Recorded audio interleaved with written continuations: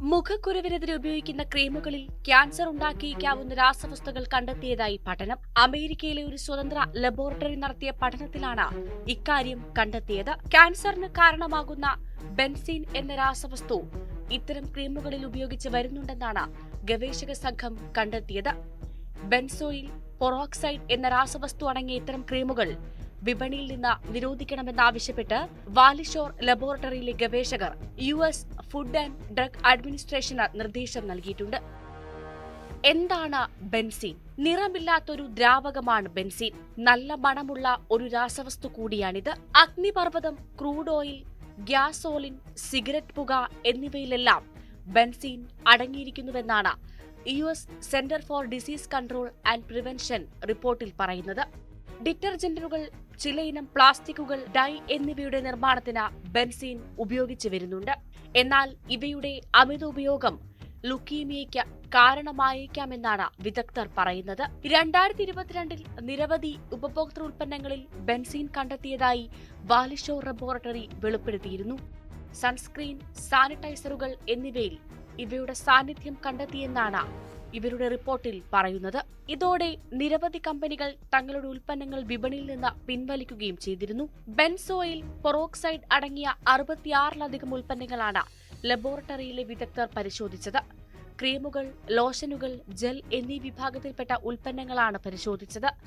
എന്നാൽ അനുവദനീയമായ പരിധിയിൽ കൂടുതൽ ബെൻസീനാണ് ഇത്തരം ഉൽപ്പന്നങ്ങളിൽ ഉപയോഗിച്ചിരിക്കുന്നതെന്ന് ലാബ് റിപ്പോർട്ടിൽ പറയുന്നു. പനോക്സിൽ, വാൾഗ്രീൻസിന്റെ ആക്സേന സോപ്പ് ബാർ, വാൾമാർട്ടിന്റെ ഇക്വേറ്റ് ബ്യൂട്ടി ആക്നെ ക്രീം എന്നിവയിലും ഇത്തരം രാസവസ്തുക്കളുടെ സാന്നിധ്യം കണ്ടെത്തിയിട്ടുണ്ട്.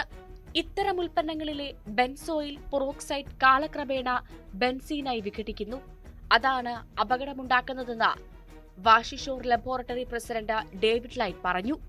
ഉയർന്ന താപനിലയിൽ ഈ ഉൽപ്പന്നങ്ങൾ പരിശോധിച്ചപ്പോഴാണ് ഇക്കാര്യം വ്യക്തമായതെന്നും അദ്ദേഹം കൂട്ടിച്ചേർത്തു.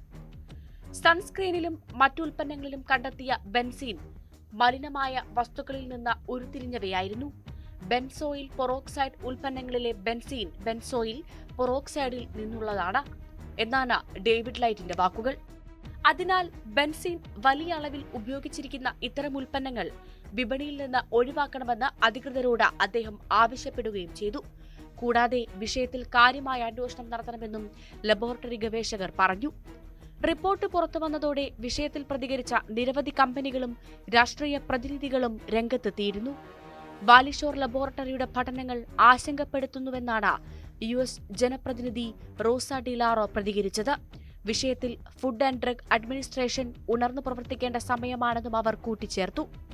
ബെൻസോയിൽ പെറോക്സൈഡ് ഉൽപ്പന്നങ്ങൾ വിപണിയിൽ ധാരാളം എത്തുന്നുണ്ട്. ദശലക്ഷക്കണക്കിന് ഉപഭോക്താക്കൾ ഒന്നും അറിയാതെ ഇത്തരം ഉൽപ്പന്നങ്ങൾ ഉപയോഗിക്കുന്നുമുണ്ട്. ഇതെല്ലാം അർബുദരോഗം പിടിപെടാനുള്ള സാധ്യത വർദ്ധിപ്പിക്കും. റോസ ഡിലോറ പറഞ്ഞത് ഇങ്ങനെയാണ്. വാലിഷോർ ലബോറട്ടറിയുടെയും മറ്റ് വിദഗ്ധരുടെയും അഭിപ്രായങ്ങൾ പരിശോധിച്ചു വരികയാണെന്നും വിഷയം ഗൗരവമായി പരിഗണിക്കുമെന്നും FDA അധികൃതരും പ്രതികരിച്ചു.